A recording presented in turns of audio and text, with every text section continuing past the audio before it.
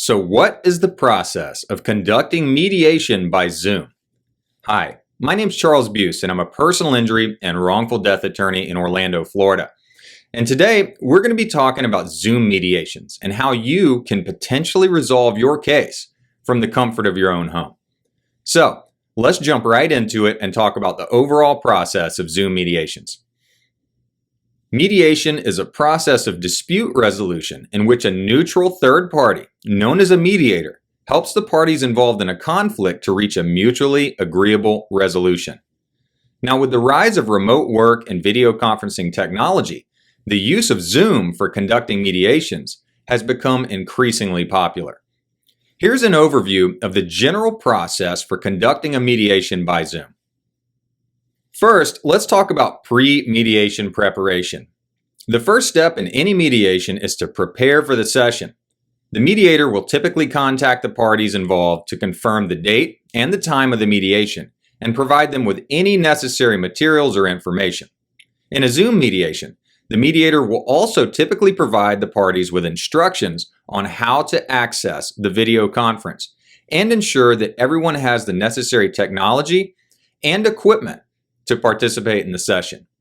This may include providing instructions on how to download the Zoom software for some folks and test the audio and video. And that way, everybody can be ready before they connect in the meeting. Second, we're going to be talking about mediation introductions. Now, once all the parties have joined the Zoom video conference, the mediator will begin the mediation by introducing themselves and explaining the process for the session.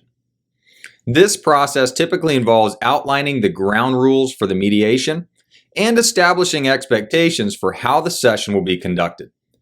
The mediator will also typically explain the role of the mediator and emphasize the importance of confidentiality and neutrality in the mediation process. Third, we're going to talk about opening statements. After the mediator introduces his or herself, the mediator will typically invite each party to make an opening statement.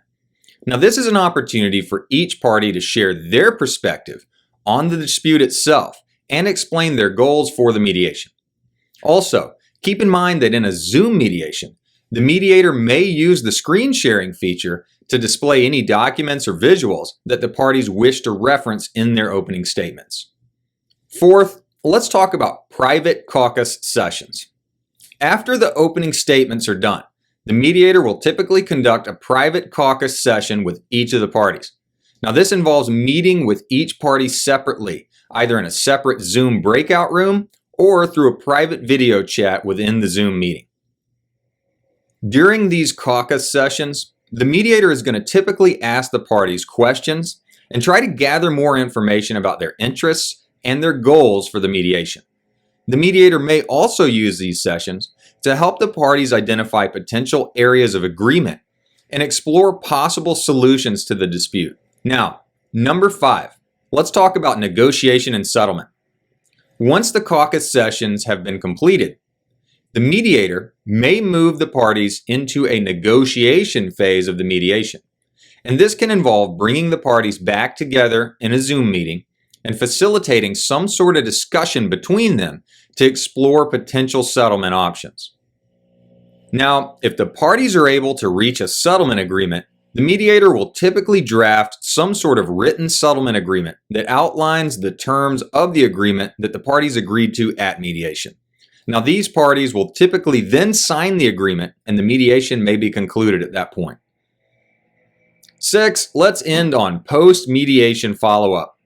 After the mediation session, the mediator may follow up with the parties to ensure that the settlement agreement is being implemented as planned.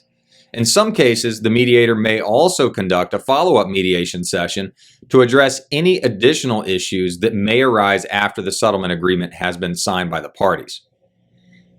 Overall, the process of mediation by Zoom offers many benefits over traditional in-person mediation, including the ability to participate from anywhere with an internet connection. Reduced travel, time, and expense are also big factors. And finally, flexibility is huge with mediation by Zoom. With careful planning and preparation, mediation by Zoom can be a highly effective way to resolve disputes and reach mutually agreeable solutions. Well, that's all I have for you today. If you have any questions at all about your personal injury or wrongful death claim, please do not hesitate to reach out to us. We're happy to give you a free legal consultation and help you however we can.